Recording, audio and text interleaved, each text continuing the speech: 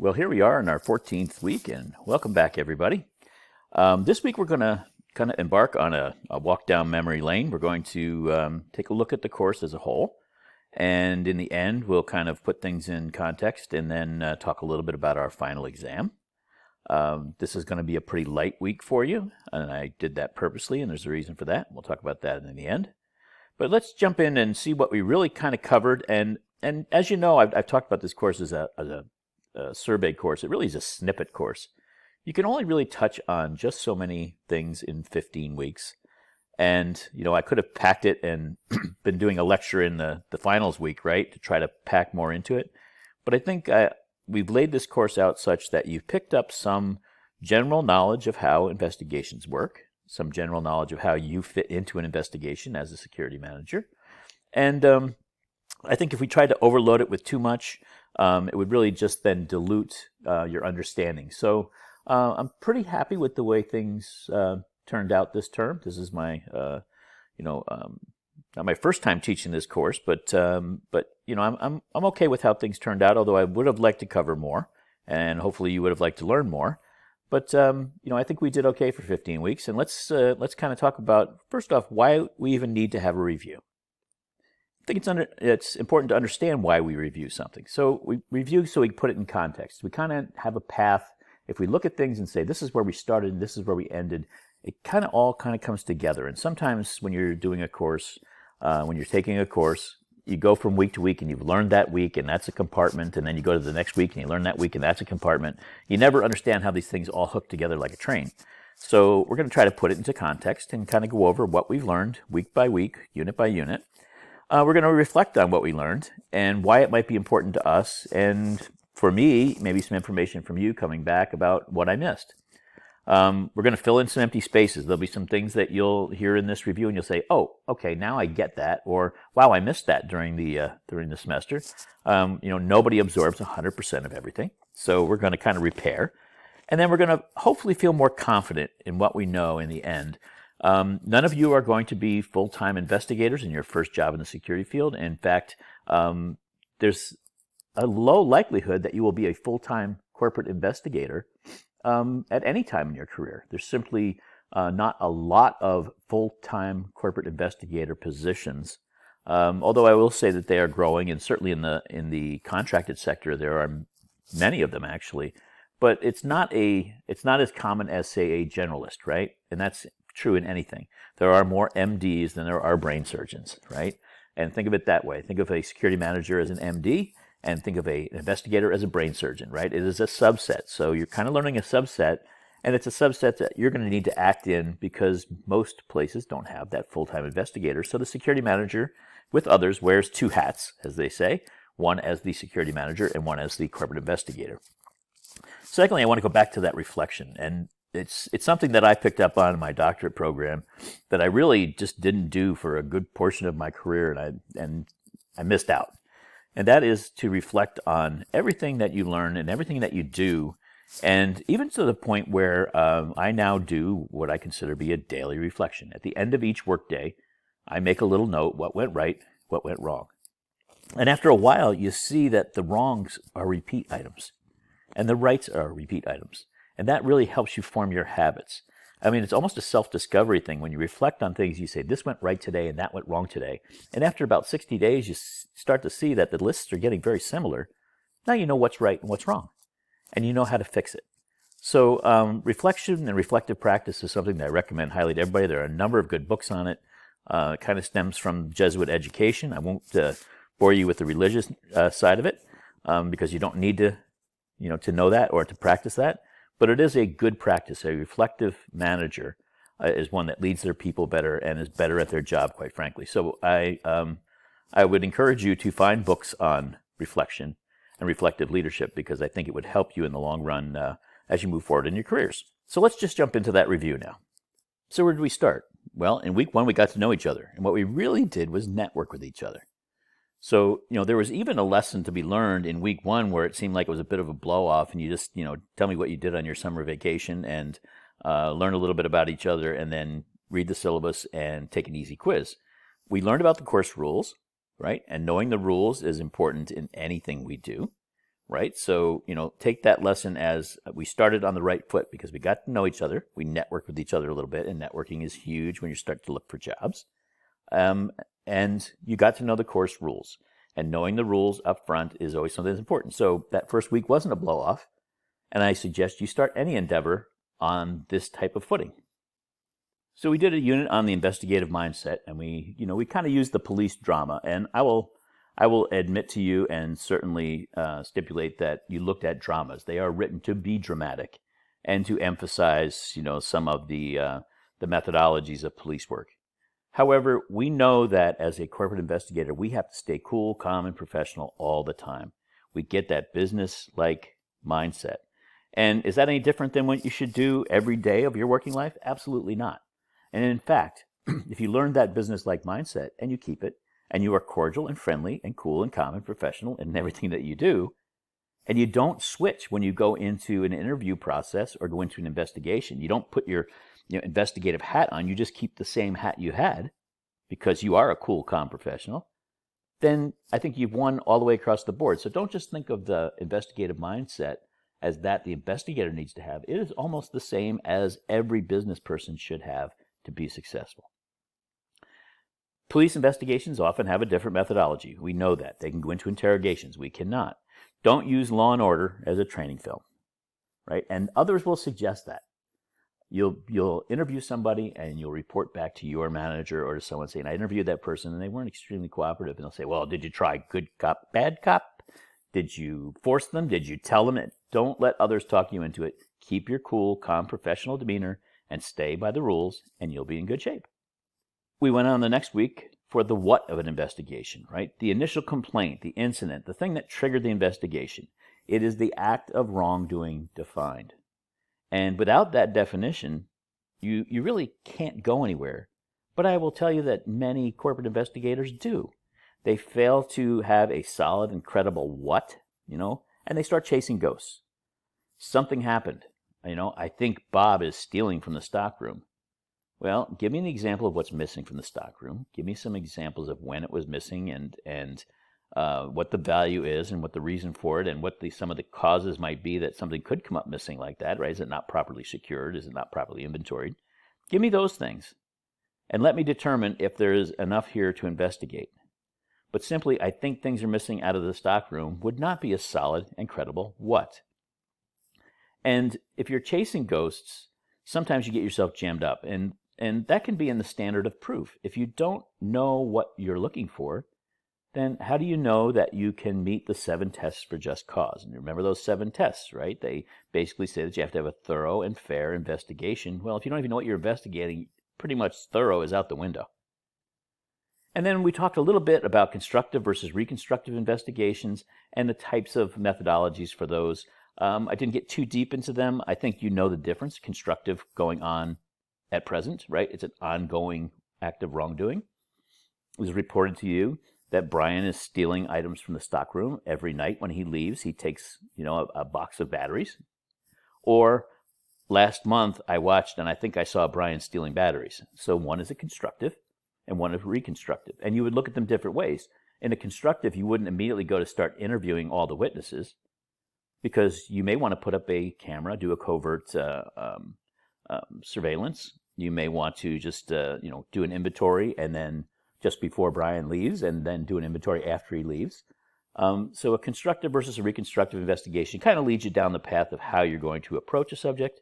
And we really just touched on that, but I think you all get the fact that if this is an ongoing matter, you wouldn't necessarily start to bring in all the witnesses right away because you might spook your subject, right? So you just approach it a different way.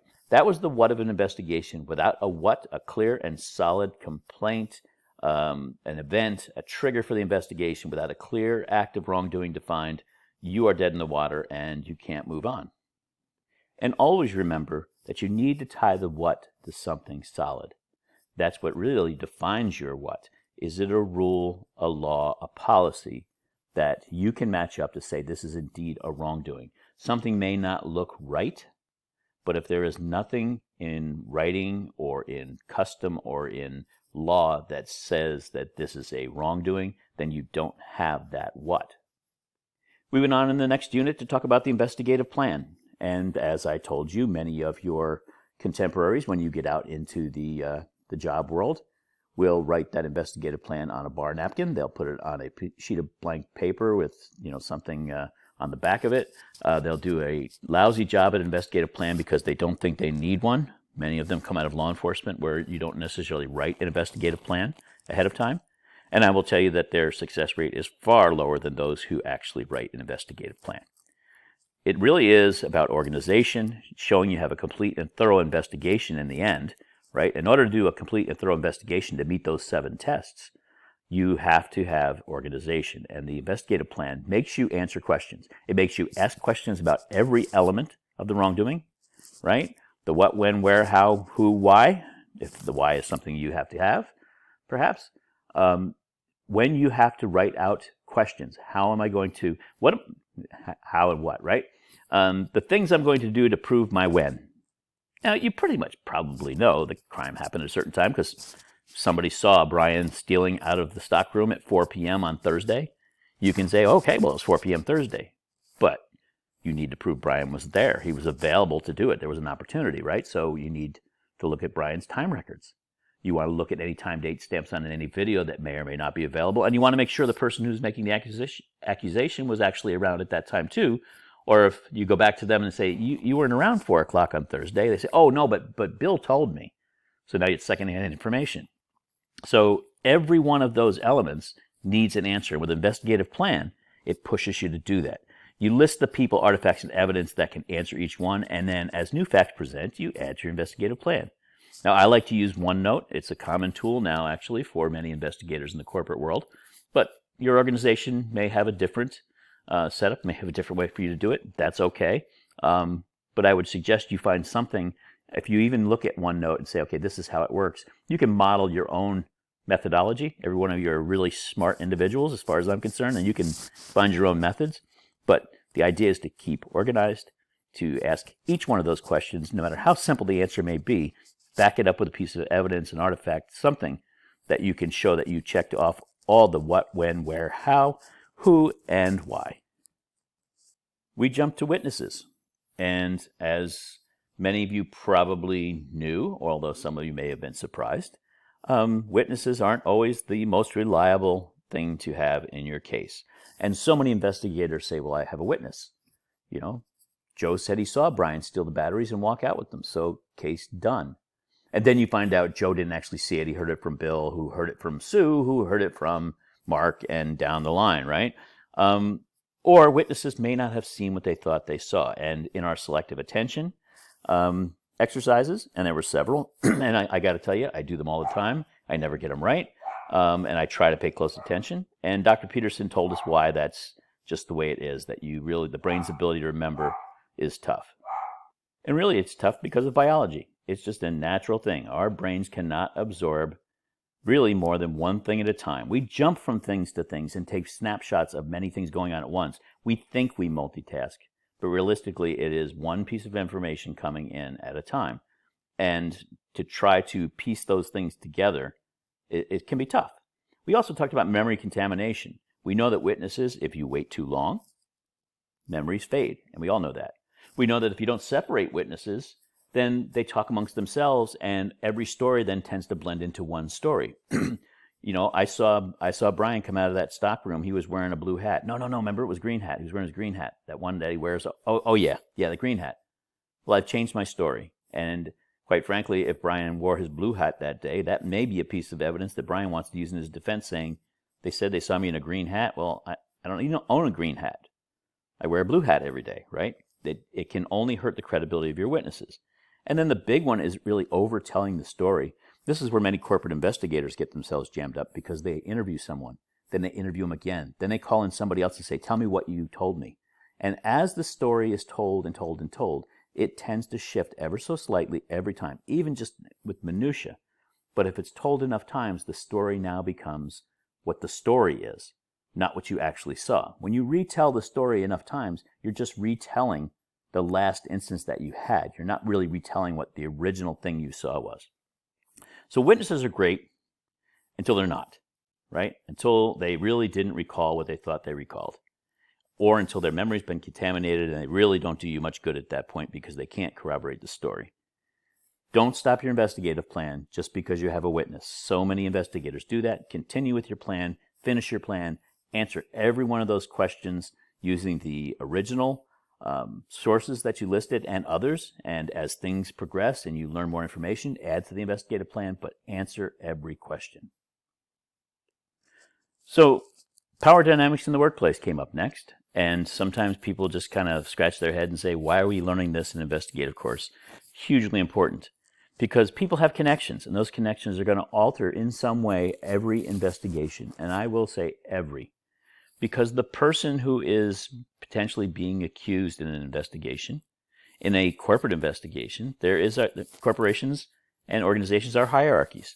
The person who's being accused is either lower or higher on the food chain in most cases than several of the witnesses. And they will make assumptions based on that. But everybody holds some form of workplace power. Remember, we had the front desk clerk and the hotel manager we talked about. The hotel manager had the power to tell the front desk clerk, I want you to clean the bathrooms every night during your shift. If the front desk clerk decided to leave and not come in one night, they have the power to put away those cleaning materials someplace where the hotel manager doesn't know where they are. And so they both have that type of power. You know, that's kind of an extreme kind of one, but even in a union versus non-union environment, workplace power can shift. And witness accounts and full cooperation shifts because of the power. Coercive power being a really tough one. If someone has something over another person, be it potential, promotion or just work assignments, schedules, they are not going to do something to anger that other person and usually implicate them unless it is a serious matter and they have no choice. You should ask interviewees. They're not hard to identify in some cases. You just got to do your research, right? Who is related to who? Who comes in to work with who? Who goes to the smoking hut? That is the notorious place for connections in today's corporate environment. Most companies have banned smoking, and they have a smoking hut outside.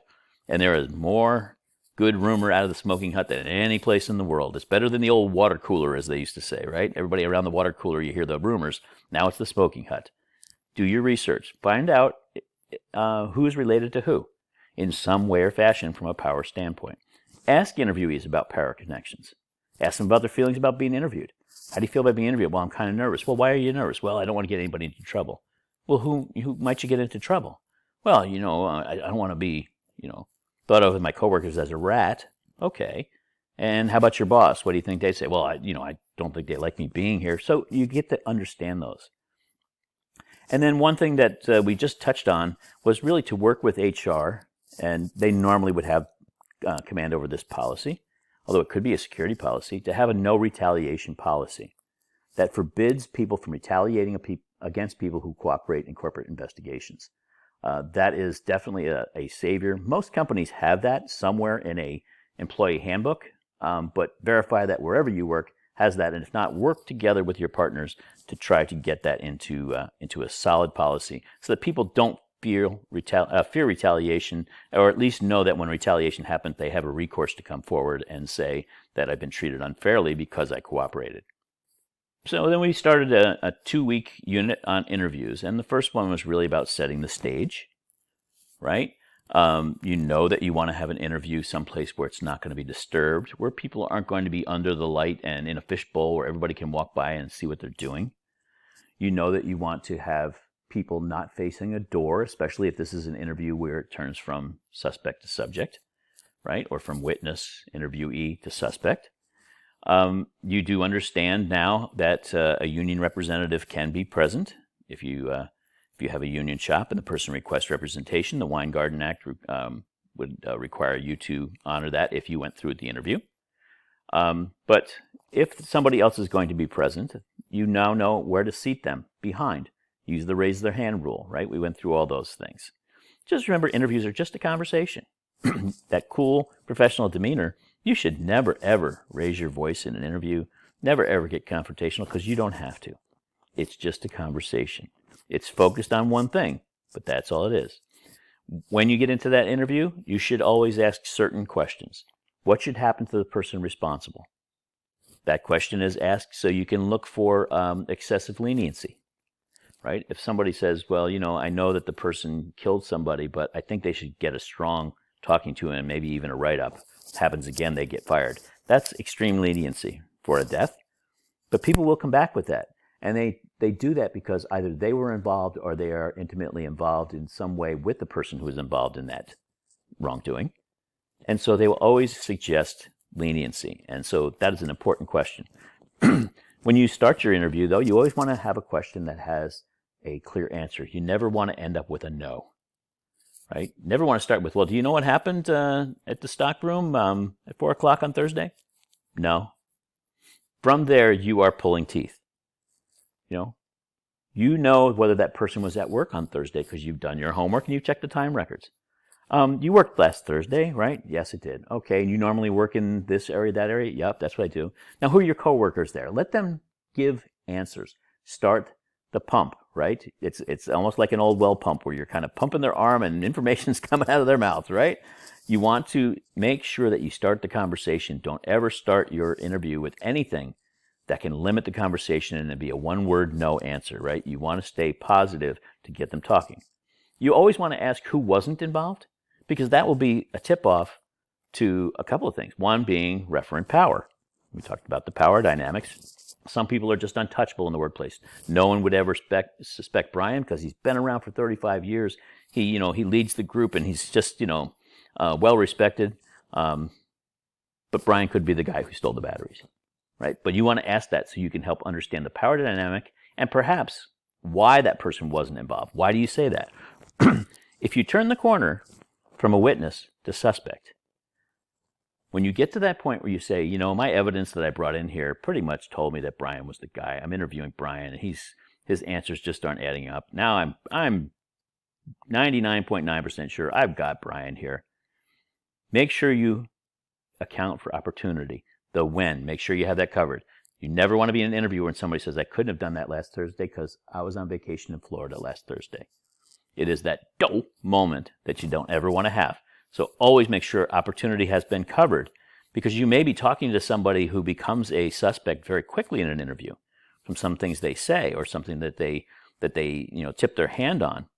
And if you haven't done opportunity on everybody you talk to, you could jam yourself up when you get to the point of that positive confrontation.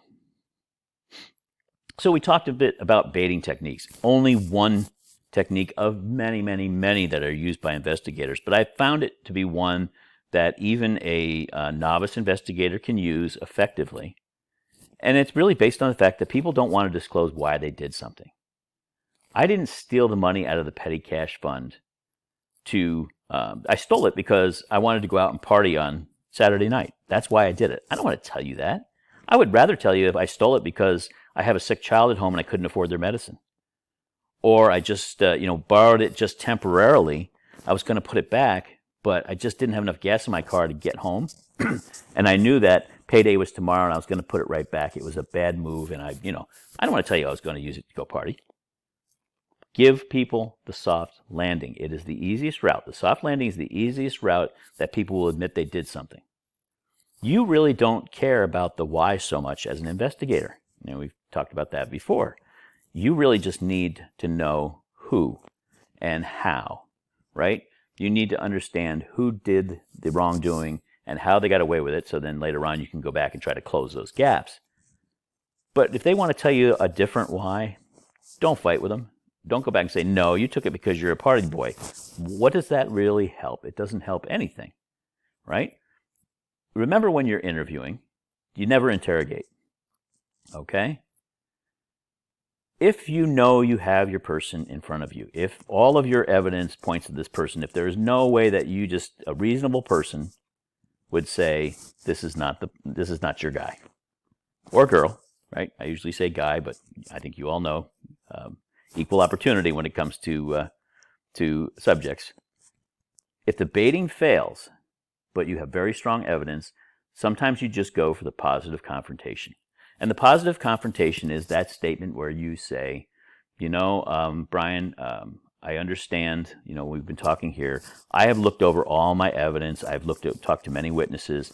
And, with all of the information that I have, our investigation has concluded that indeed you did take the batteries from the stockroom.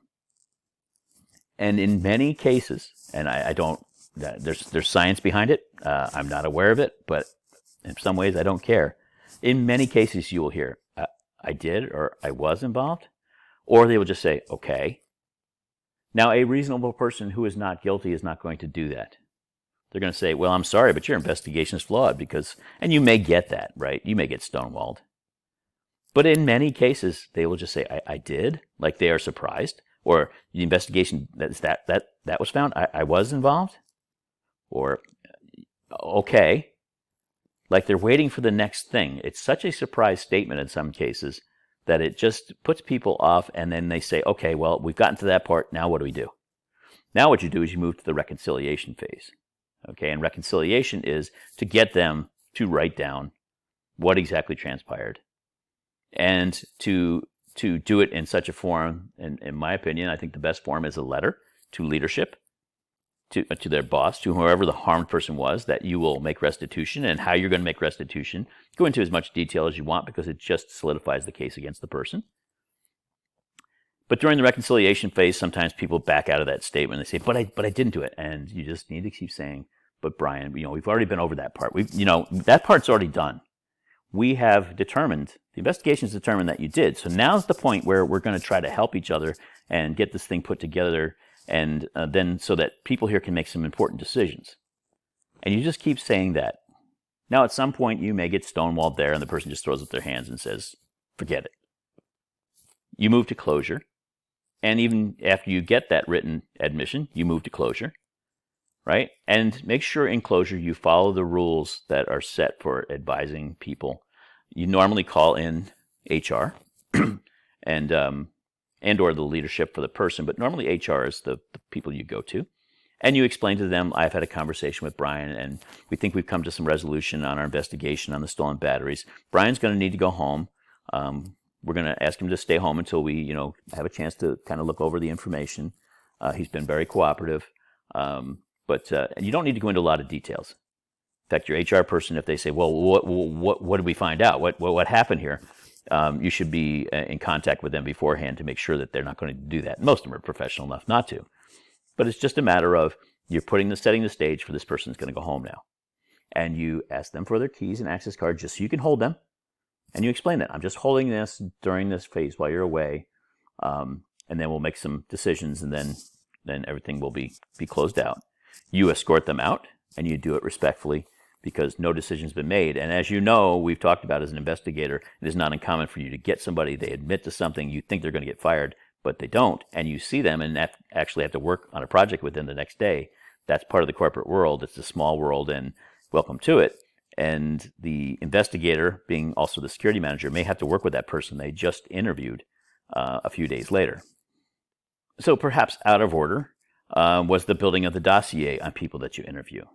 Although I wanted to get into the interview to help you understand how knowing things about people in an interview is very helpful. Very helpful for the baiting questions especially. If you know the person is a family person, right? They've got a Facebook page where they've got, nothing but pictures of their children and their family. If you've got pictures of them and they're very active in a church, if they're very active in a club or they have a hobby, you can then lead your baiting questions toward those things that they can relate to. Dossier building is really to help you understand your witness and for forming baiting questions. When you're building a dossier, when you're building a case in general, we talked about video a little bit. And, in one of the beginning exercises, I asked people to, what type of evidence are you going to look for? And on some of you, the answer to everything was, I'm going to pull the video. I'm going to pull the video. We have this belief, and it's, I think it's gone overboard, where people believe that they are constantly on video no matter where they are. And I will tell you that is not true. And, walking down a city street in Manhattan, you will be on video a good portion of the time, but you may be so far away from that video camera we can't tell who you are. And the video may or may not be available to an investigator. It may not be theirs. So don't always rely on video. I have some very saturated facilities with video, producing things from fentanyl to atropine under government contracts. And we don't have everything covered by video because we're not required to. And in fact, sometimes in production, you don't want things covered under video because it has proprietary formulations and proprietary methodology. So don't always rely on video. but time records, things like their resume and their initial background check, and then all of those sources that you guys came up with in the discussion, make that list. It's got tons of information on it. There were websites on there that you guys had said, oh, I'll go here and I'll go there, that I didn't even think of, and I'm like drooling on it, looking at it saying, okay, there's another source for me to build a dossier for my next interview. So building that dossier on each person that you're going to interview, especially those who the other evidence points to as a suspect, as a reasonable suspect, will give you the information you need to have that conversation during that interview and to focus it a little bit on the things they like and don't like, and help you form some of those baiting questions so that you know where their soft landing points might be. It will speed things up a little bit and make your interviews that much more effective. But of course, if you know all this stuff and you're going to go ahead and do it, there's always that one thing that trips you up, and that are the rules, right? Corporate investigations law, formed from criminal law, administrative law, and case law. And case law moves, right? There are courts in session almost every day of the week somewhere. In fact, every day of the week somewhere, right? People are being arraigned on Sundays in big cities, and that could be considered case law in some cases, right? In some matters. But normally they are, appeals courts and larger courts, even state and U.S. Supreme Courts. But case law changes, so you have to stay up on it, right? You need to understand how to read a court case and apply it, which we practiced. We didn't look at all court cases, and in fact, in the corporate security law course, you certainly can't look at all cases. But you got a flavor for what's out there. When we looked at Addington versus Walmart, we found that the investigators from Walmart kept asking Addington if they could search, and asked until he acquiesced, and that was found to be excessive. And in fact, in one case where they told David Clark in that case, who was one of the Walmart employees that worked with Addington, that they wanted to go look for stolen fishing equipment in his home, and then found a whole lot of other things, Clark was awarded $1.6 million in damages because Walmart used excessive conduct in going to look for things other than fishing equipment. They went in and looked places where fishing equipment normally would not be or wouldn't fit, and still found things. On People v. Zelinsky, that was the case where Zelinsky was a shoplifter in California. She went in, stole some things from a women's store, put them in her purse. When security asked her to remove things from her purse, she removed also some heroin, and they turned that over to the police. And the police said it was a legal search because private security did it, and they can ask people, under certain circumstances, to show their effects to make sure that a crime has not been committed. And the state of California found that security cannot work on behalf of the police. And in this case, security could have perhaps maybe done a citizen's arrest, I guess, on the heroin, but turning it over to the police in that manner and then having them arrest Zelinsky on the premise that security conducted the search was found to be not permissible. And then understand at-will employment. And it's a recourse for us in that when we have a case where we believe that someone, and we have very strong reasonable belief that someone is involved in a case, but the investigation may be so disruptive, it's a conversation with your HR people to say, is it better for us to terminate the employment of the person that we believe was responsible or complicit in a certain matter, or do we need to conduct an entire investigation on this? If you do an investigation, the 7 tests kick in. In an at-will employment state, you simply can say, this person doesn't work here anymore. We have the right to part ways with our employees, just as our employees have the right to part ways with us. It's not something that you want to rely on all the time, but it is a conversation that you can have in cases where an investigation may be so disruptive to the workplace. Don't use it in a case where you don't think you're not sure you got the right person, but you want to get rid of this guy anyway. That is first off, it's an unfair move. It's something that may end up getting you sued simply because you're going to say at will, but it really isn't. But in cases, we have used at-will employment in my workplace before when you have someone who is implicated. So you have Brian stealing the batteries, but then Brian is, selling the batteries to Greg when Greg's putting them out on eBay, right? Brian admits to stealing the batteries and says he's selling them to Greg. Do you really need to have an investigation against Greg, or can you just say, you know what, we're going to part with Greg? And sometimes that's based on a number of factors. Again, this is an HR and a leadership decision, not yours, but it is something that's out there to have a conversation about before you start a major investigation that may be disruptive. And finally, we went to presenting your case. So you have a verbal and written presentation to do. But you do your written first. The reason you do that is you don't want to present something verbally and then write up something a little bit different, nuanced as it may be. If you do your written first and use it as your script to reference during a verbal presentation to leadership, to management, to whomever, you will be in good shape because your verbal and your written will match. If you try to do the verbal first and then you do your written and you said something that didn't match your written, it could be something very material in the decision-making process, right? Be sure your audience is right. I just reject the idea that I am going to present my investigation to the manager of the person who is likely to be perhaps terminated or sanctioned in some way. The reason being is they don't need to know all the dirty details, and they don't need to know who may have provided information that was helpful. Again, that power dynamic. The boss and the person who was part of the wrongdoing may be close friends. And now you're saying, well, I interviewed Joey, and Joey said that Brian's done this for a while. Well, now you've put Joey into a situation where future decisions on his employment may be prejudicial because the boss liked Brian. Now he's going to kind of hold it against Joey for throwing Brian under the bus. So a need to read and a need to present really need to be established. And you can talk to your HR person to say, look, I'll present it to you. And if you think you want those people in there, you tell them what you want to tell them. But don't be part of it as the security person. Understand the concepts of more likely than unlikely or more probable than not, especially in a verbal presentation. You will have people in a verbal presentation say, well, couldn't Brian have just been taking the batteries out? He was going to take them home and test them to make sure they were all fresh so that he could bring them back the next day and use them in our work equipment. Sure, that could be, but that is unprobable. That is less probable than probable, right? It is more likely than unlikely that Brian had no intention to bring the batteries back. I think that is what a reasonable person would say. But people will ask you to talk in absolutes, and you can't necessarily do that. Without an admission of guilt, straight up, they're going to ask you a lot of kind of odd questions about could it be that the Martians came and did it? It is more unlikely than likely that Martians came down, right? You reverse the more and the less, right, based on the question. But yeah, I think you understand.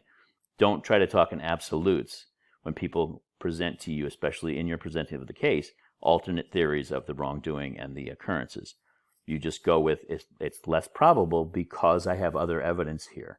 It's less probable because of just common sense, right? Brian wasn't going to take the batteries home and test them and bring them back. He was stealing the batteries. The purpose of the presentation, though, the purpose especially of the written, is an accurate record. There's no legal requirement for you to do it, but it's an accurate record. It shows a timely and thorough investigation was done, which is part of the 7 tests. Remember, there were 3 or 4. There were 3 for sure, and the 4th one back and forth that are responsibility of the investigator on the tests for a reasonable termination. So, your report will show that you were timely, that you didn't just sit on this investigation for months and then do it, where everybody's memory faded, right? And you were thorough. You answered all the questions. And it is the basis for disposition actions. And disposition actions are the punishment phase, for lack of a better term. I don't like to call it that, but it's kind of what it is. Is the person going to receive a written warning, a final warning? Are they going to be suspended? Are they going to be terminated? Or are they going to be referred to law enforcement? Stay away from the disposition discussion. With the exception of perhaps, and I didn't want to go into this too much, but on the law enforcement side, if you have a pure crime, so on something like child pornography, for those of you in cybersecurity, you'll get those reports. They get normally referred back to the investigator. In this case, many cases, that is a organizational security person, right? Cybersecurity people are a great resource, but normally don't do the full investigation to include interviews themselves. They put together the forensic case. If you have something like that, and someone in your HR says, well, we're going to call them in and we're going to terminate them, you have to understand the law says you must report certain things. So you're part of the disposition there because it's a referral to law enforcement. Otherwise, don't say, I think the person ought to be fired for this, or we fired the last guy for this. Every case is individual. You are disinterested in that. You are cool, you are calm, you are professional, going back to week 2, right? And you don't care what the outcome is. You just did your job. You put the case together, you presented it, and let the decision makers make the decision and stay out of that disposition lane.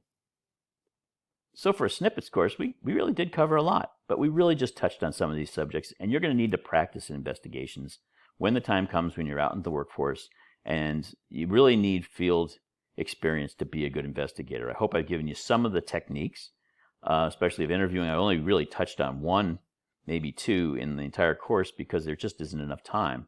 I think we could certainly do, well, I know we could certainly do an entire year, not just a semester, on interviewing techniques and still never cover everything. But think of investigations as a process, right? An investigative plan is that process, that roadmap. Okay, you're keeping the professional demeanor. Follow your well-defined investigative plan. Understand the influences that may be on witnesses before you ever talk to them. That power dynamic, right? And the dossier. What things make them click? You write a factual report and stay away from disposition. If you can do those things and act in a fair and impartial manner when doing an investigation as a business professional, you will excel in that field. Which brings us to reflection. Now, I reflected on what we worked on, but you're the ones who have to apply it at some point in your career. Now is the time to reflect on how you're going to do that, and part of that reflection will be part of your final exam. Now, I can't release the final exam parameters to you, and I suggest that if you start on the final exam too early thinking you might know what it is, for those of you who have taken my courses before, there will be slight nuances that'll have you rewriting a good portion of it if you do that. What things did you learn that you think were most impactful or interesting, or just things that you didn't know before, or that you kind of think, that was a good thing to know, right? And how might you apply those things in the future? What are you going to do in your professional practice as an investigator to use some of those things? Conversely, I want you to reflect on what things were least impactful. What things in the course did you say, yeah, that's good to know, or didn't need to know that, or that just kind of stunk. I didn't like that. That's okay. What was good about the study of investigations? What really was the purpose for you in this course? And how might that impact what you're going to do in your career? And then, how could things have been done better?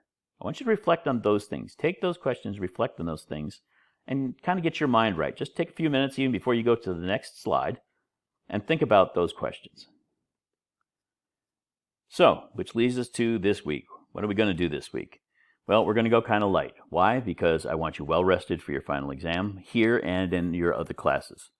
I don't want something that's going to take up a whole weekend of hard work, because I want you to take some time to be reflective about all of your courses. I know that sounds kind of corny, but my course may not be the most important one, or the one you worry about the most, or the one that you really need to apply yourself to do well in the final, because it's between you and not doing well in school. So let's go light this week.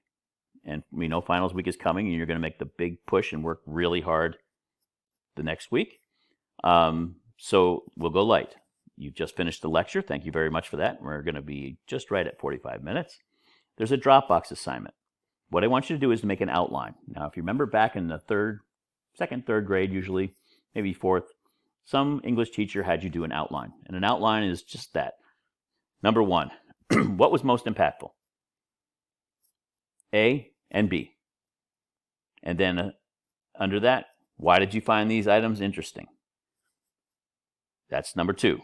Under that, A, B, C, whatever, right? You're writing an outline. This is not a rough draft of a paper. This is not a discussion post. This is simply an outline. It's going to be pretty easy to do. You could probably do it in half a page, right? I want you to tell me what was most impactful.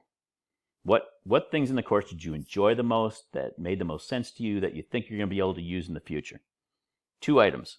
If you can't think of 2, well, then tell me you can't think of 2, but I will, hopefully, there were 2 things that happened this semester that you can use, right? Tell me why you find them interesting and what you're planning to do with them, okay? What was least impactful? At least one thing, and maybe you can find a lot more here, right? This may be the place where you say all 15 units were just not for me, and that's okay too, I guess. But try to focus in, because I'm going to use that to gauge full units that just weren't impactful for people, right? This is to help me as well as you, right? You're meeting some deliverables here, but I'm going to use this information to try to make the course better as we go along.